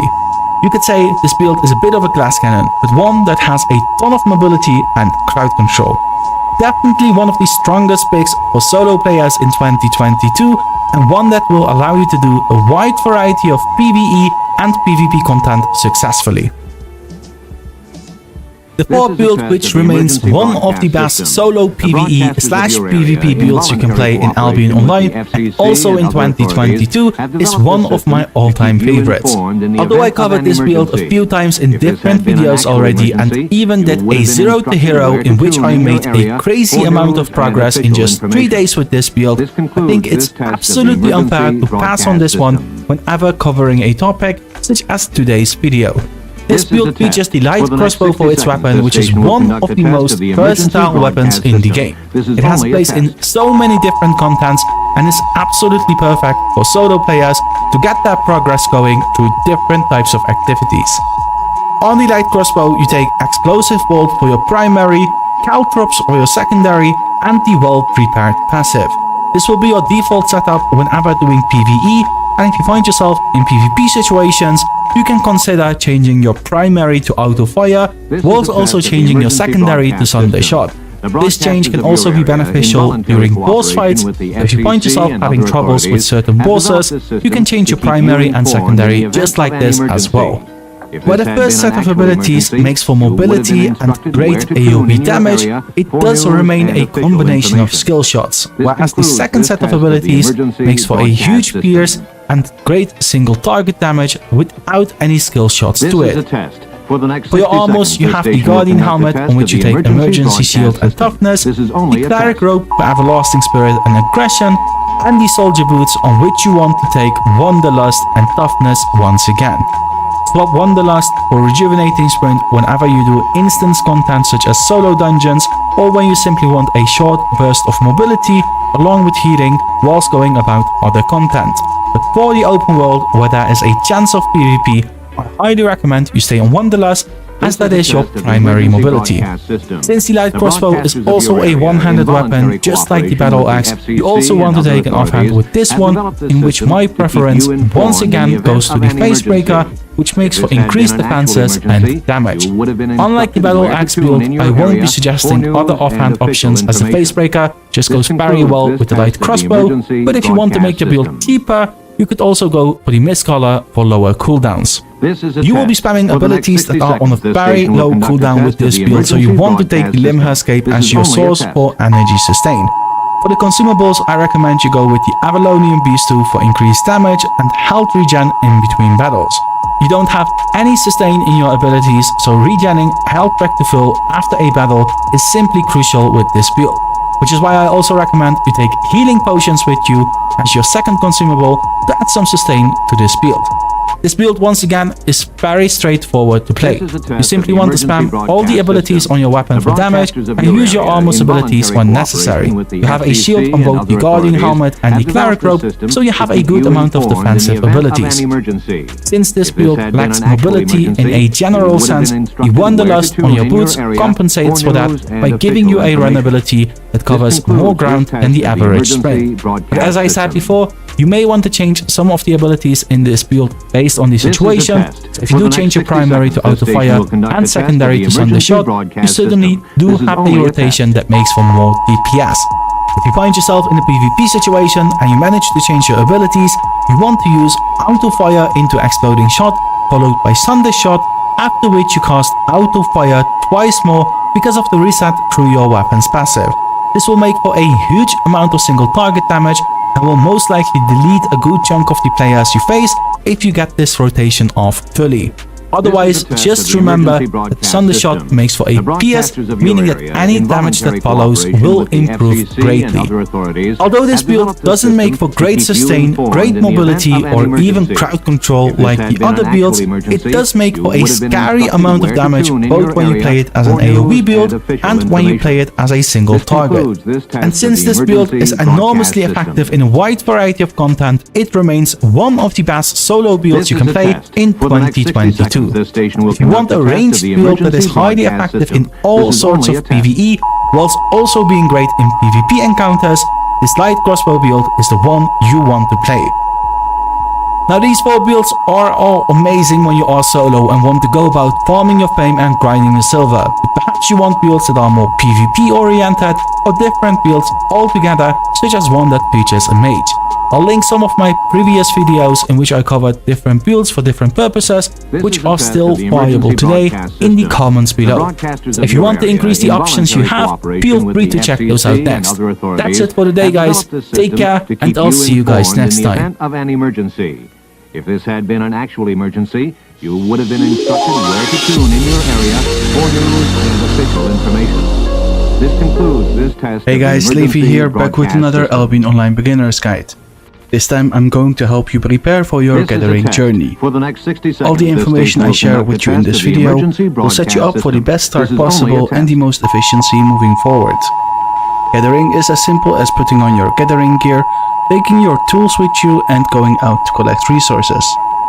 However, I feel like before you even hit your first node, the very first thing you want to do is think about what you are about to do. Think about things such as, what gathering profession do you want to choose?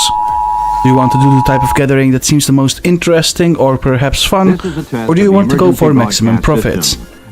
What is the most efficient way to go about gathering, and what kind of things do you need to know that might not be as obvious to someone that just starts out? There is quite some information you will benefit from before you even hit that first node, and that's exactly the type of information I will share with you. Personally, I'm not really into gathering and crafting in games. But in Albion Online, from time to time, I really do enjoy gathering a lot. It feels quite relaxing and it's very exciting to run into enchanted nodes, especially when it's a 0.2 or 0.3. At higher tiers, you literally feel like you hit the jackpot. Gathering feels like a break from everything else that's going on in Albion Online, and it's a good way of making money and getting your economy going.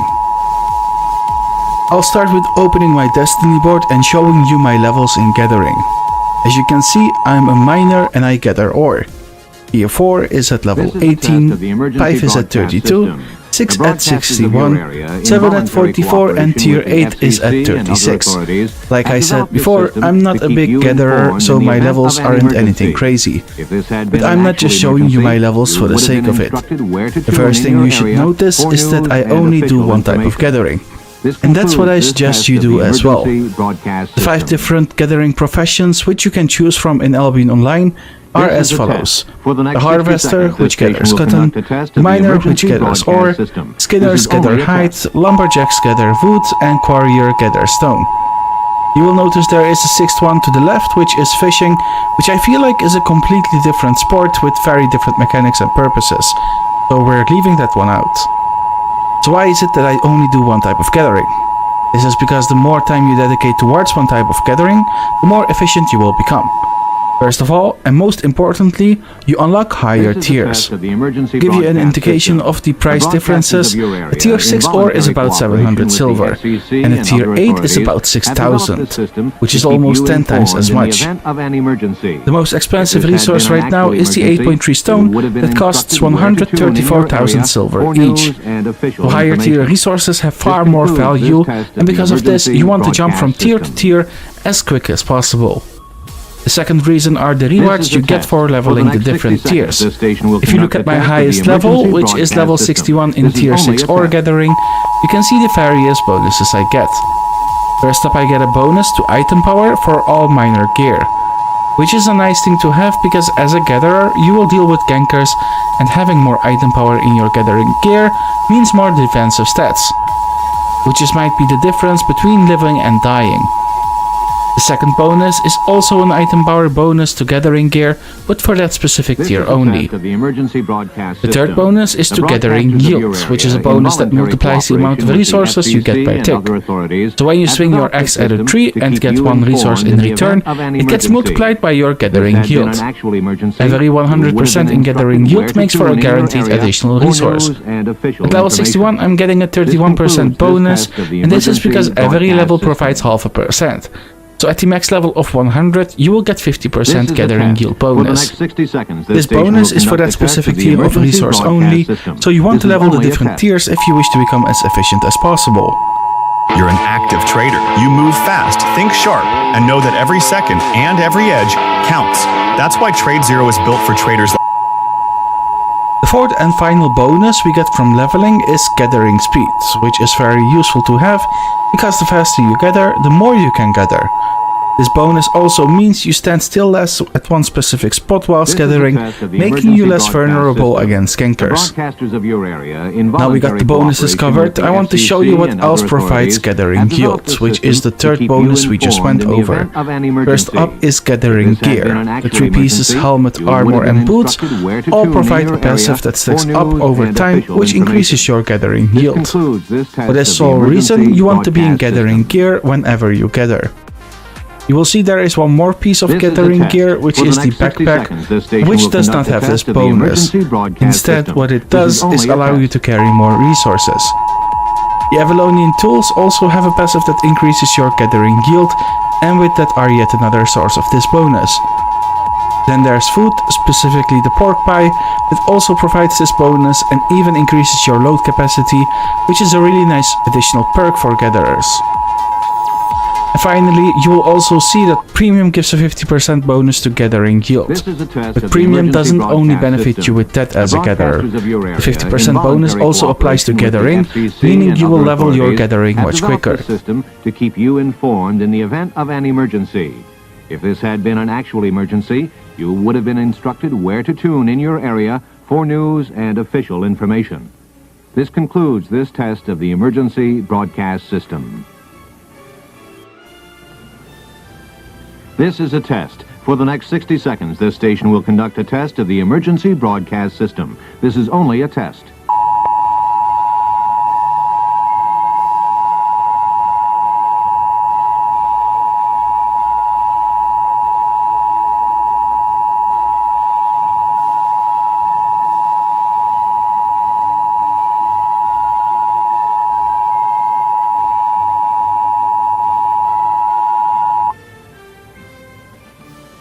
This is a test of the emergency broadcast system. The broadcasters of your area, in voluntary cooperation with the FCC and other authorities, have developed this system to keep you informed in the event of an emergency. If this had been an actual emergency, you would have been instructed where to tune in your area for news and official information. This concludes this test of the emergency broadcast system. This is a test. For the next 60 seconds, this station will conduct a test of the emergency broadcast system. This is only a test.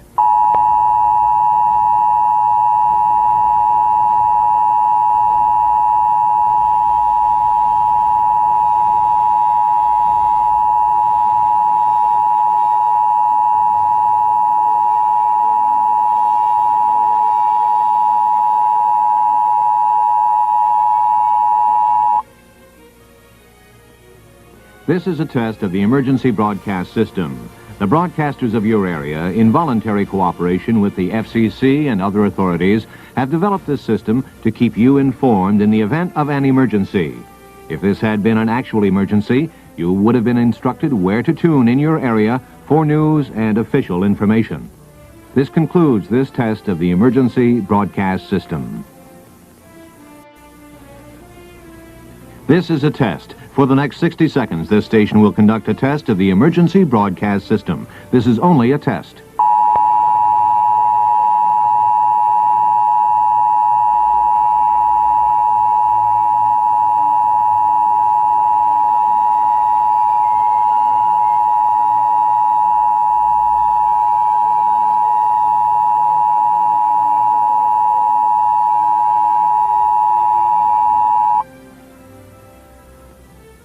This is a test of the emergency broadcast system. The broadcasters of your area, in voluntary cooperation with the FCC and other authorities, have developed this system to keep you informed in the event of an emergency.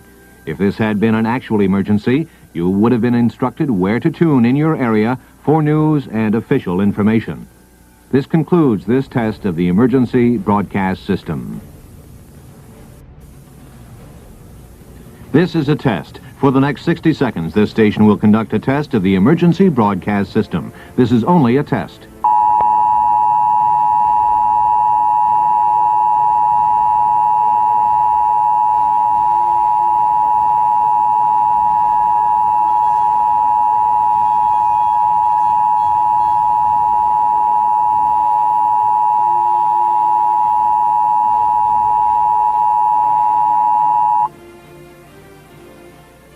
This is a test of the emergency broadcast system. The broadcasters of your area, in voluntary cooperation with the FCC and other authorities, have developed this system to keep you informed in the event of an emergency. If this had been an actual emergency, you would have been instructed where to tune in your area for news and official information. This concludes this test of the emergency broadcast system. This is a test. For the next 60 seconds, this station will conduct a test of the emergency broadcast system. This is only a test.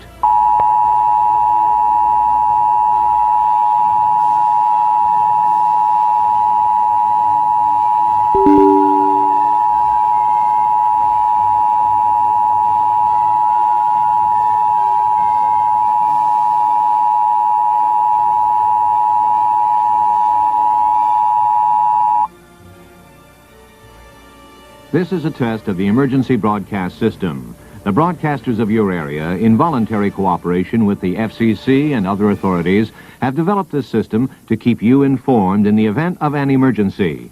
If this had been an actual emergency, you would have been instructed where to tune in your area for news and official information. This concludes this test of the emergency broadcast system.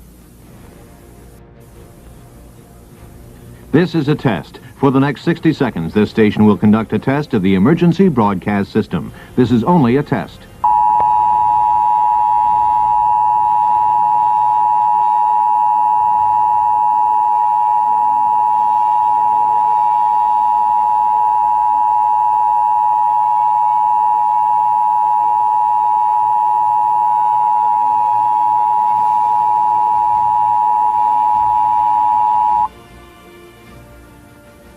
This is a test of the emergency broadcast system. The broadcasters of your area, in voluntary cooperation with the FCC and other authorities, have developed this system to keep you informed in the event of an emergency.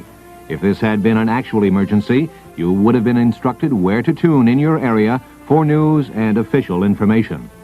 This concludes this test of the emergency broadcast system. This is a test. For the next 60 seconds, this station will conduct a test of the emergency broadcast system. This is only a test.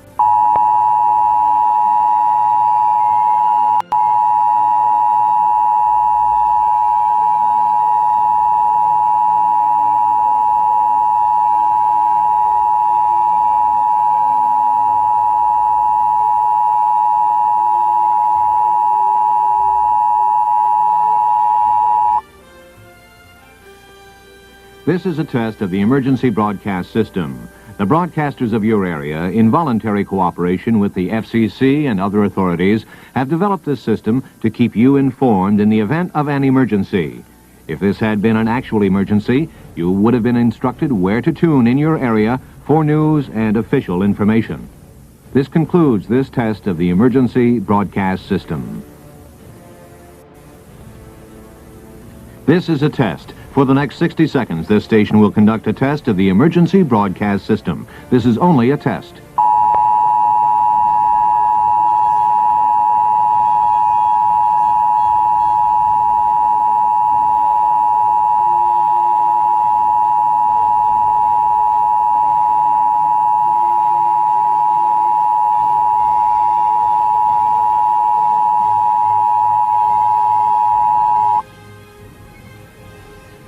This is a test of the emergency broadcast system. The broadcasters of your area, in voluntary cooperation with the FCC and other authorities, have developed this system to keep you informed in the event of an emergency. If this had been an actual emergency, you would have been instructed where to tune in your area for news and official information. This concludes this test of the emergency broadcast system. This is a test. For the next 60 seconds, this station will conduct a test of the emergency broadcast system. This is only a test.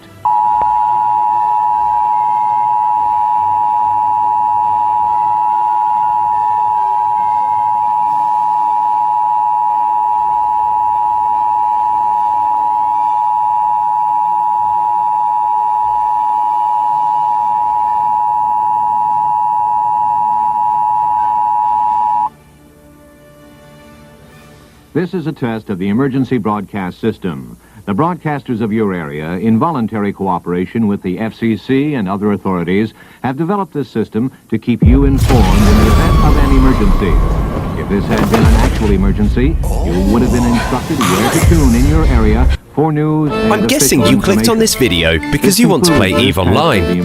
Like many, you've probably heard of the massive 1,000-player battles, deep-rooted player-run economy, and of course, the hundreds of stories of betrayal and sacrifice by our player base. But maybe you've also heard that it's hard to learn, or that it has a learning curve similar to that of a tsunami. Well, all of that is actually true. My name is Juds, and this is how to start EVE Online. To start with some good news. Good news, everyone! CCP Games has spent the last few years improving their new player experience. And I have to say, it's actually pretty good now. One of the biggest changes they introduced is the Air Career Program. The Air Career Program? What is that? Well, I'm glad you asked. The Air Career Program is EVE's new method of introducing you to the many different aspects of EVE. Rather than making this a 6-hour video showing you how to do everything, I figured this is really the best way to learn all things EVE. From the top down, the program is split into 4 different categories: Enforcer, Explorer, Industrialist, and Soldier of Fortune. It's worth working your way around each of these categories to learn as much as you can about the different aspects of EVE Online. I would suggest starting with the career agent missions for each program, as these missions will teach you the basics before letting you loose on the world. Now, let's take a deeper look into each program, starting with the Enforcer. This is your cut and dry EVE PvE. In this program, we're tasked with running missions, improving NPC standings, running combat sites, collecting bounties, and more. I would highly recommend starting your EVE career here, as understanding combat is a massive part of EVE. Next up, we have the Explorer program.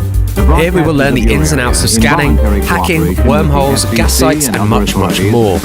Exploration can lead to lots of exciting adventures and tense moments throughout the EVE universe. Can I outrun it? I don't think I can outrun it. But as with most things in EVE, it comes with its hazards and risks. Onto the Industrialist. This program teaches you all about the player-run economy. It'll guide you through how to use the market, how to harvest resources or mine, hauling, how to create ships and modules using your freshly mined ore, and much more. The Industrialists are at the centre of EVE, and without them, we'd all be flying around in rookie ships, shooting event fireworks at each other. Finally, we have the Soldier of Fortune program. This is where we learn about player interaction. And by that, I mean PvP, or how to blow each other up. You'll learn about e-warfare, dueling, faction warfare, logistics, and more. Lots of fun to be had here, but please remember that you are guaranteed to be losing ships when completing this program. This is EVE after all, and nothing you own is permanent. I'll cover skill points in another video so I can go a bit more in depth, but as a quick whistle-stop tour, you should always make sure your skill queue has something ticking over. You'll continue to skill up even when you're offline. This means you can spend more of your online time doing the things you enjoy or grinding for ISK. There are some core skills that are worth training, such as CPU management, power grid management, and many more. But for now, try and train skills that are relevant to what you enjoy doing. EVE is a sandbox after all, and there are no clear goals laid out for you. The Air Career Program is a brilliant way to learn about the different corners of EVE and give you the opportunity to develop your own goals. EVE is a social game. Join a corporation and let them help you. Every EVE veteran remembers the struggles they went through as a new player. Corporations normally have their own goals which you can adopt, whether it's weekly mining targets, killboard padding, or acting as a mercenary group, evicting corps that don't pay their bills. There really is something for everyone. Once you've completed the Air Career Program, look to find the agency window. This is the next best place to go for guidance. Here you can learn how to run incursions, get involved in faction warfare, find new mission agents, epic arcs, events, and more. Everything covered in this video is only really scratching the surface of what you can do in EVE, but the Air Career Program really does hold your hand and slowly introduces you to the different game mechanics, allowing you to get a taste for what you might enjoy. I've linked a referral link in the description below, and this will give you a handful of skill points to get you started, and also helps me make these videos. Thanks for watching, and remember to fly safe and subscribe, or I'll smart bomb your interdictor.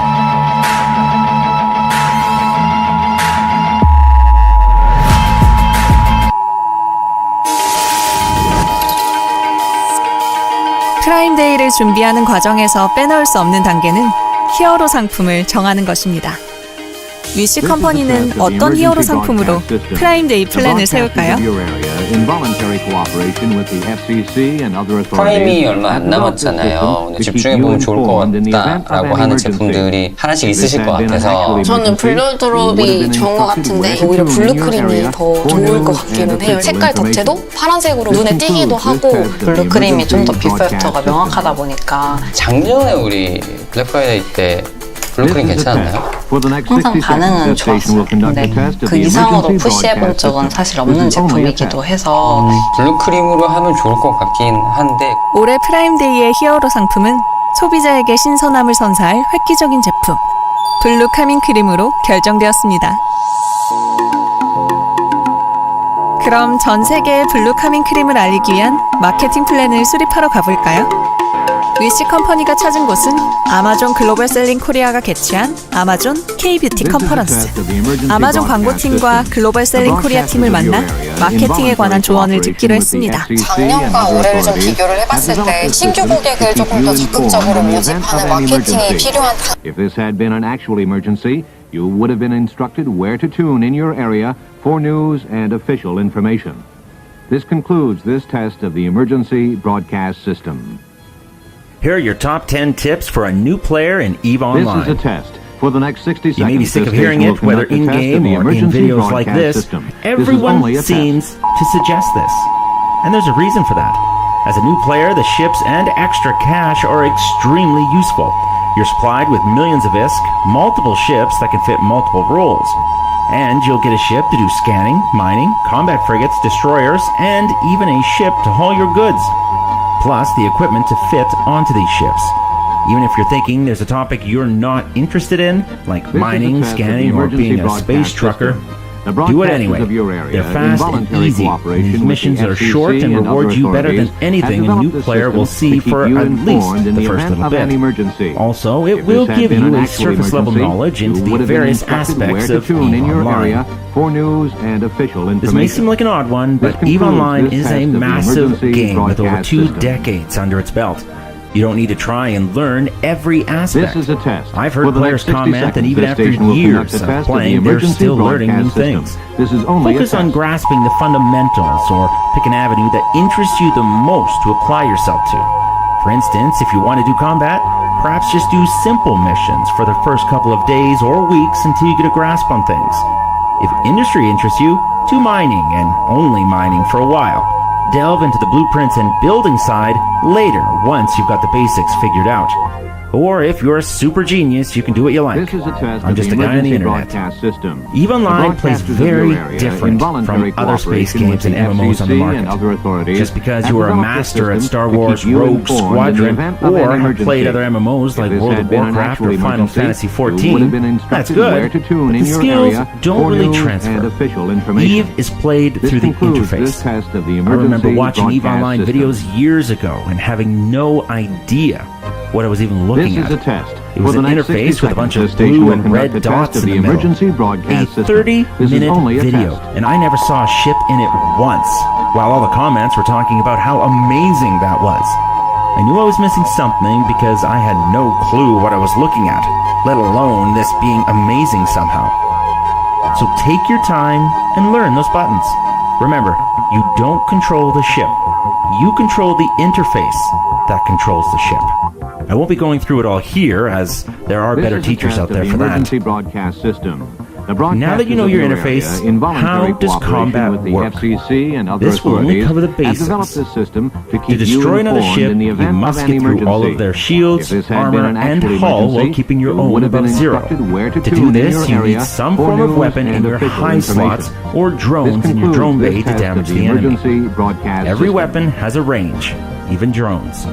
By clicking Show Info on a turret, we can see that it has an optimal range.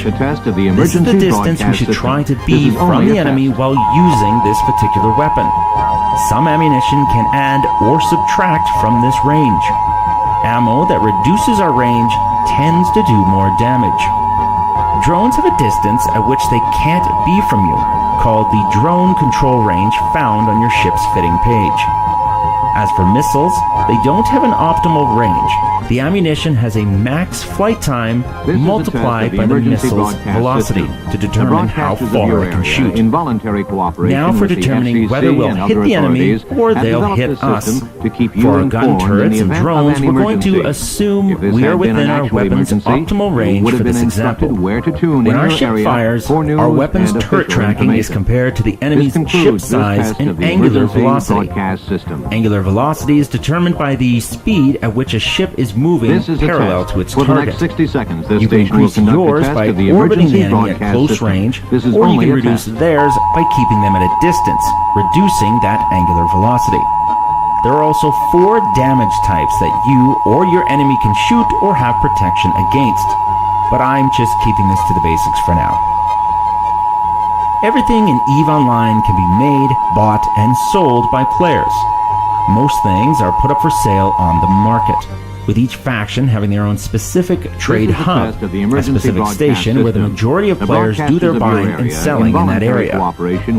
This doesn't mean you have to be at that location to buy or sell anything, it just means that's where most of the buying and selling happens. In EVE, enemies don't drop gray items with the sole purpose of vendoring it to an NPC for money. The vast majority of items have a purpose and are therefore sold to other players. Players in the game don't have to only put up items they're looking to sell, they can also put up market orders of things they wish to purchase by selecting how much they're willing to pay and how much of that item they want to buy. When you select an item and choose to sell it, it isn't the game buying it, it's another player. The game is just showing you how much another player is willing to pay for it in that particular station. For some items, it's good to look around and find out how much the item you're trying to sell is actually worth. This is a test of the emergency broadcast Locations system. in EVE have various security statuses for different areas of space, such as high security, low security, and zero space, to name the major ones.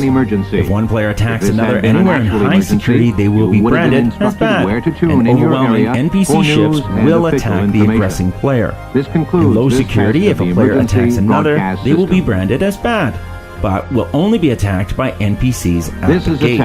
For the next zero 60 space seconds, the or station null will conduct sec, a test of the emergency anything goes broadcast system. anywhere. This is only if a you've been test. branded bad enough times, you can be attacked on site in high security areas until you've regained your reputation.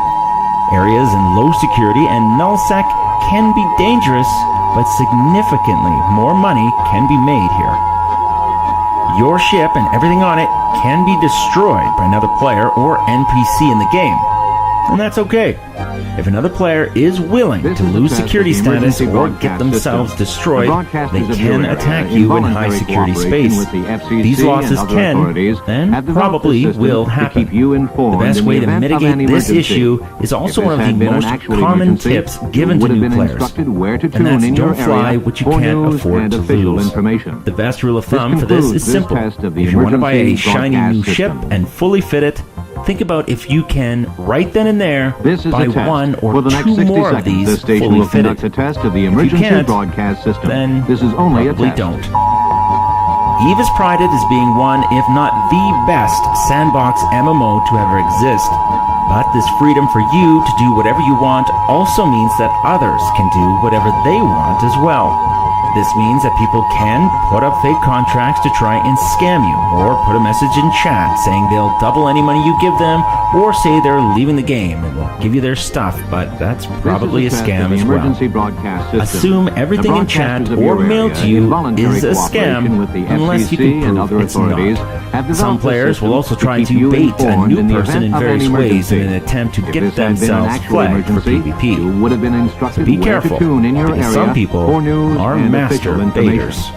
This concludes this test. As previously stated, EVE is a massive sandbox game, and that means that everyone of every skill level is playing alongside everyone. If you PvP, you will go up against anyone. They could have billions of ISK worth of fittings on their ship, implants in their clone, or using boosters, and they could have tens of millions of skill points beyond what you do.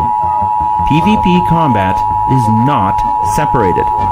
This doesn't mean you shouldn't do it and shy away, it just means you should be aware. This also goes for anything being made and sold on the market. You can and will be competing on an industry level with other well-established players. The broadcasters of your first goal shouldn't be to fly a Titan and take part in one of those massive battles you see advertised. It can be something to work towards, but not the first goal. Perhaps start by setting a goal to make 50 million ISK. Finish all level 2 security missions with ease. Scan your first data site in low security space, or take part in your first mining op in high-sec.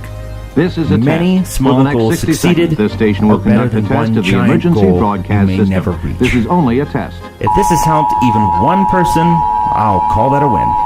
Well, that's it for me. See you out there.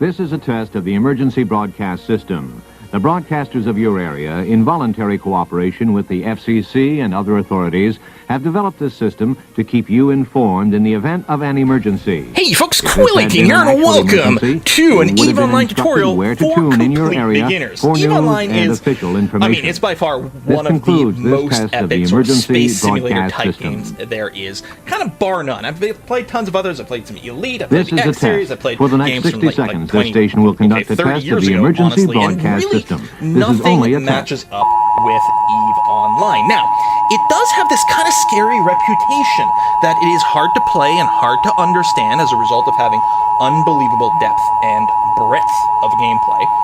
And that is, those things are true. It's not so much that it's hard to learn, really, but it can look very imposing at first, and it is a game where you will always be learning. If you played this game for 1,000 years, there's always something new that you're going to be learning about it. But that doesn't mean it's hard to get started. The other things that people always say about EVE is that it has brutally unforgiving player versus player conflict, as well as complex corporate politics. You got to get involved in these big groups of people to navigate. Now, it is very true that the most epic stories to come out from EVE involve massive player versus player and corporate espionage and politics and all those sorts of things. And they are an unbelievably cool part of the game if you want to get involved with that. But there's no reason that you have to. You can still have a ton of fun in EVE Online, playing on your own or maybe just with a couple of friends in a little corporation, all kinds of different things that you can do. For those of you who don't know, EVE Online is free. You can download it for free either from the EVE Online website or from Steam, and you can play for free. There's no monthly fee either. Now, if you don't pay a monthly fee, you're known as an alpha clone in the game, and there are some restrictions to some of the things that you can effectively learn and develop. The thing is, you're not really going to bump into those limitations for a very long time. You won't really notice the difference between alpha and omega.